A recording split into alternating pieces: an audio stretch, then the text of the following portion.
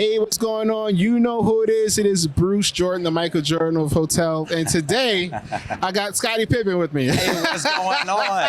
Just happy to be part of the team, coach. Happy to do my job and do everything I can to help out for the greater good. We got the Brandon Harris up in the house. All right, man, you know the number one question. How did you get started in this career? Grace. So I used to be a college professional basketball player. I was actually on my way out to Dubai. I stayed at a Staybridge Suites in Dulles, D.C. area. Met a regional director of operations at that time for IHG. We became friends. She recommended, because of my personality and just my charisma, that maybe if basketball didn't work out, that I should, look into doing hospitality. And Nice. I listened to her, took her word on that, and the rest is history.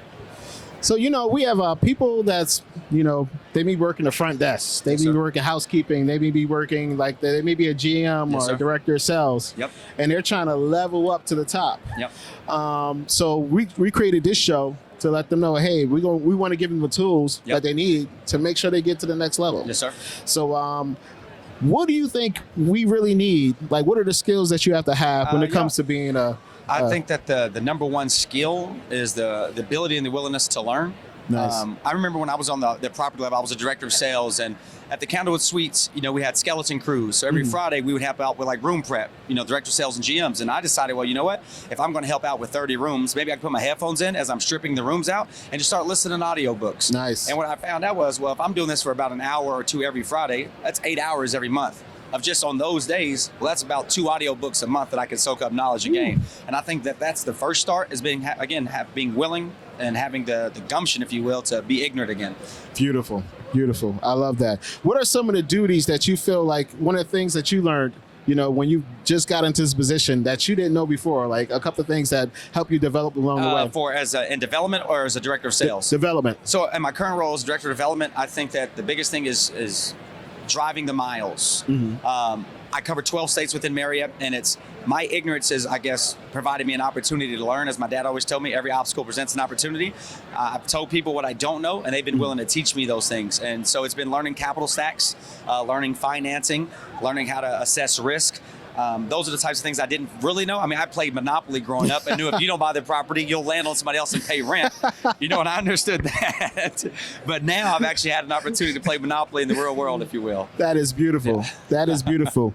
Now, as far as a lot of people is the financing part. Yes, sir. Like, they really, really don't understand it. Yep. Like, the 3 principles that helped you along the way as far as learning finances, what are those 3 principles that they have to learn? 3 principles, if I had to sum it up to 3. Yeah.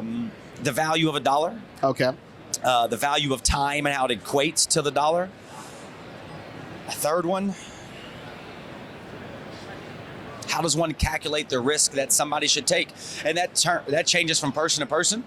John Nash had something called game theory, and he summed it up: as long as I do what's best for myself while also doing what's best for the group, that everybody wins.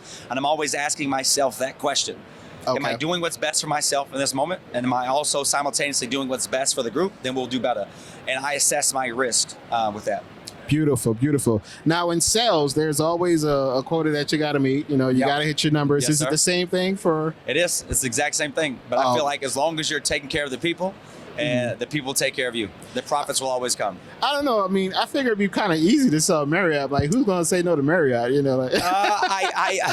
I can definitely understand the premise of that. We have 8,100 hotels, the largest hotel company in that regard. I think that the hardest part is other companies at times, and I'm never throwing shade on anybody, they may give out more incentives, if you will, to get the name. It's kind of like saying, if you go to a Coach store, yeah, you get a great Coach wallet for $150. Correct. But if you go to Louis Vuitton, it's going to cost you $700-800. Correct. It's, do they value that brand name? And what we've learned is typically when you see the Marriott name on the building, it's going to drive a higher occupancy and a higher ADR, which in turn equates to a higher RevPAR. Correct. And that's the value we have to teach people. If they've never stayed in a Marriott hotel, if they're so used to maybe a Holiday Inn Express or Hampton Inn, do they know about the Fairfield? Do they know about the Town Place options if they've never stayed there before? Because they typically drive a higher ADR.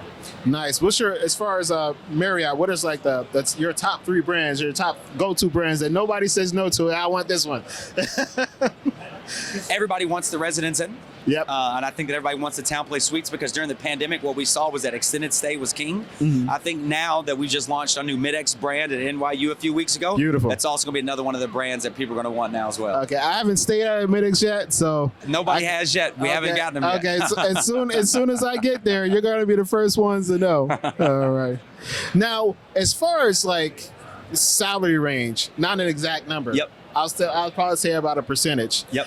Going from property to the corporate level, was it like a 10% increase, 20% increase, 30% increase? Well, mine is going to be a bit anecdotal because I was willing to move to get those jumps. So I started off my career on property in Oklahoma City. Okay. Left there, went to Chicago. From Chicago, I went out to Silicon Valley. And so I was having jumps everywhere I went, not only because of my talent, I guess, if you will, but because I was moving to a higher cost of living city and state.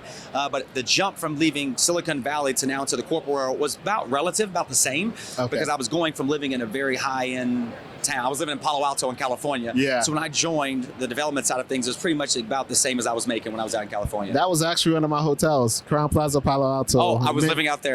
many years ago. That place was like a revenue machine. Palo Alto does very well. Oh, man. It does very well. Amazing.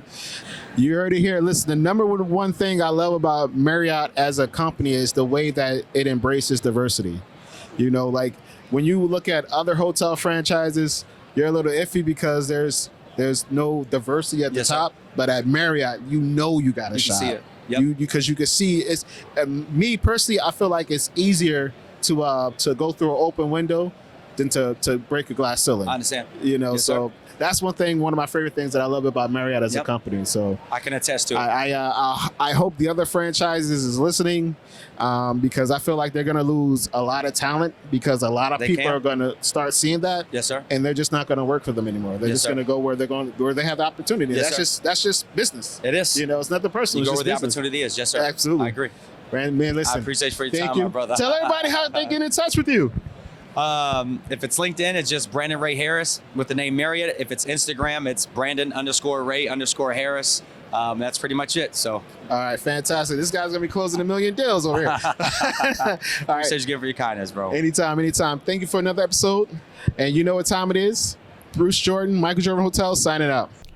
This episode was brought to you by the Hotel Revenue Bible, the #1 hotel revenue book that has ever been written. It includes revenue management, digital ads, social media marketing, sales, catering, F&B, and more. Grab your copy today at hotelrevenuebible.com.